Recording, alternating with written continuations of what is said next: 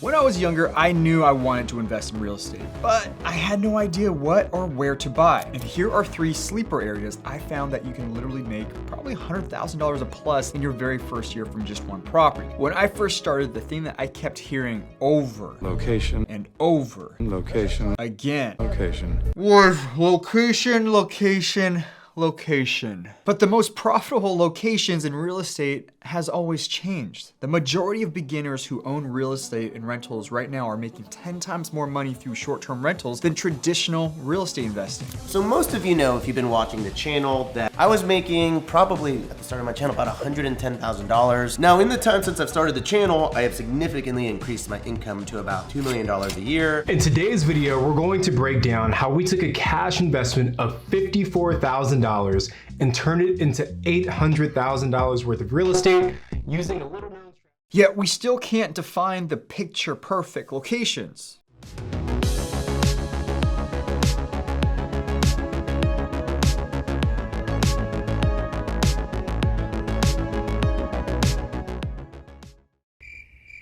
Okay, those are pretty cool. I'm a bit jealous. That's because the best real estate locations evolve and you need to know how to find them. So this is me, Kai, showing you exactly how. Here's 4 ways how to search and see what areas you should buy Airbnbs and investment rentals. This title is far too long, and this is just making it longer.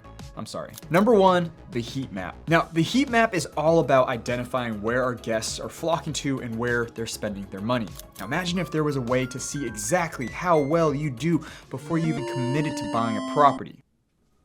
Yes, it exists. It's almost a cheat code to investing in real estate. Heat maps have been long used to analyze data, like where your eyes spend the most time on a website's page. This shows the Airbnb occupancy rate by region, which translates directly to foot traffic and money. The site that I'm using is called Mashvisor, and I love this feature. If you want to support me, try it out for free and get 20% off by using my promo code and the link just down below in the description. With these heat maps, we can go through cities and areas that are of interest and start to get a high-level gauge of the traffic levels. Clearly, we want to avoid areas that show a lot of red, like this. However, it's easy to assume this analysis is an easy deal analysis. Go to a city, turn on the heat map, voila, done. No, no, no, no. You want to drag that map around a little bit, zoom in, zoom out to see how the colors change. You want to then click over here on the Airbnb tab. This will now show you all the listings in that area. Don't just look at the pretty colors on the map and then go buy a home. The odds are you'll do worse than what the map actually shows.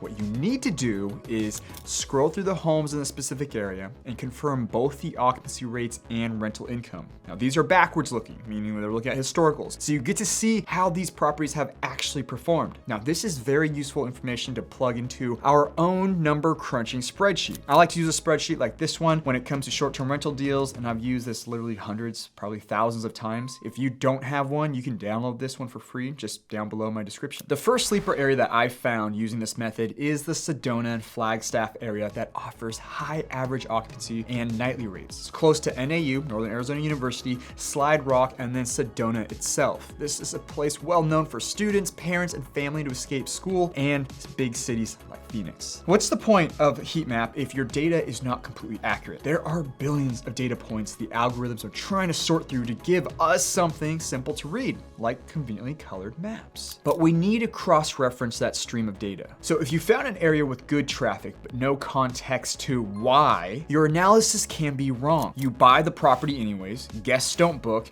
equity is not built, and that means your hot rental investment isn't. Real estate investing #1 rule is understanding the numbers before committing. That commitment needs more than just a colorful map from one set of data. Taking the areas we found using the heat map, we go over to another site called AirDNA. This will help confirm or deny if the numbers are accurate. Key things I'm looking for here are occupancy rate and nightly rate. Those are the 2 critical numbers in short-term rentals. Keep in mind these numbers are averages, but it will give you a good idea of the overall area you're looking. A good example is this area that I'm actually interested in. I'll take this over to AirDNA and search the same area. I'll look at the averages of this area and see if it at least meets my parameters, which in this case it totally does. This also doesn't mean your spot is bad if the two sites don't match. It means you just need more positive information before committing. Okay, the second sleeper area using this method is Santa Fe, New Mexico. Consistently high nightly and occupancy rates, this city is still underrated with less than 2,000 listings on Airbnb. Hiking, food, and year-round sun makes this a hot spot. Now, spot number 3 is actually a 2-for-1, and it's going to be a good one, so stick around. Now, it's easy to get really excited at this point because congrats, you've done more research than 80% of people out there. But then you start looking at properties and homes to buy that can start making you money. And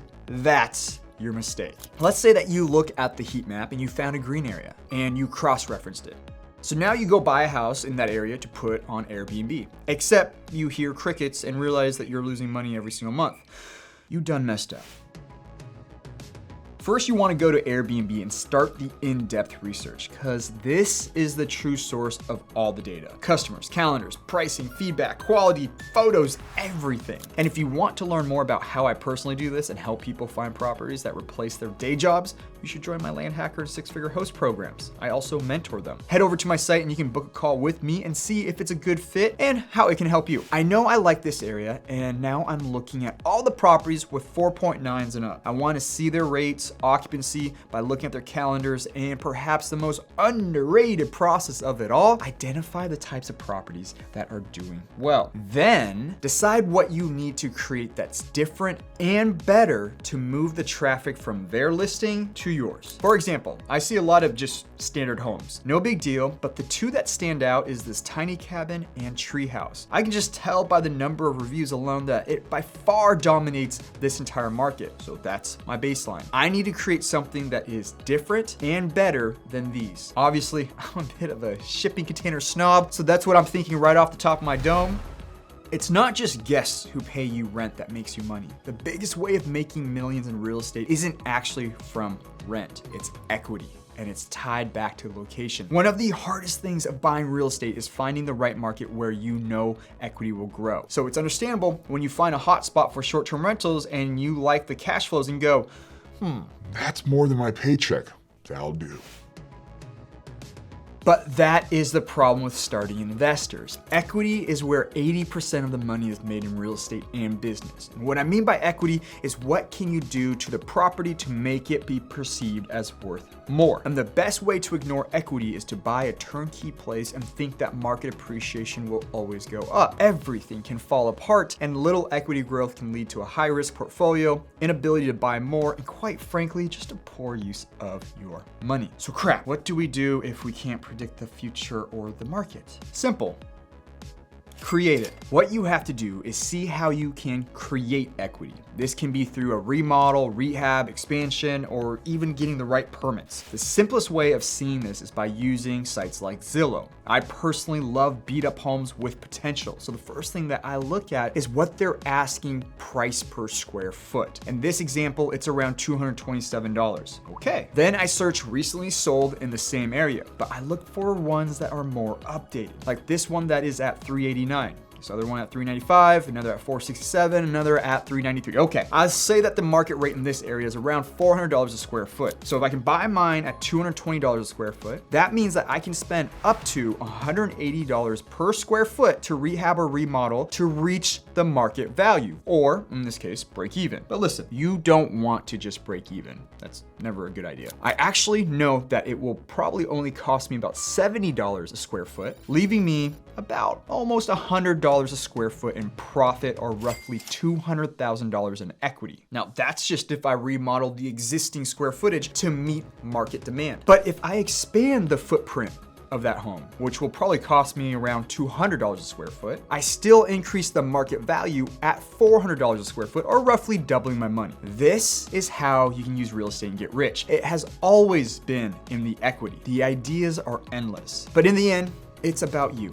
No matter what you decide, you have to make the decision and make your vision shine through. It doesn't matter about the competitors, lenders, or even the economy. You run the numbers and find the way to make the situation work. Because people like us, we find the way to get ourselves to our goals. And that's what makes you special. Last sleeper spot is Atlanta and Savannah, Georgia. On the surface, rates may not seem as strong, but there are pockets of very good areas, especially around well-trafficked areas like Stone Mountain State Park and the historical sites in Savannah. And if you don't know, due to state tax laws, Georgia has attracted major movie productions, including the Marvel Universe. So equity creation and traffic is definitely there and growing. YouTube is telling you go watch this next one, so go have at it.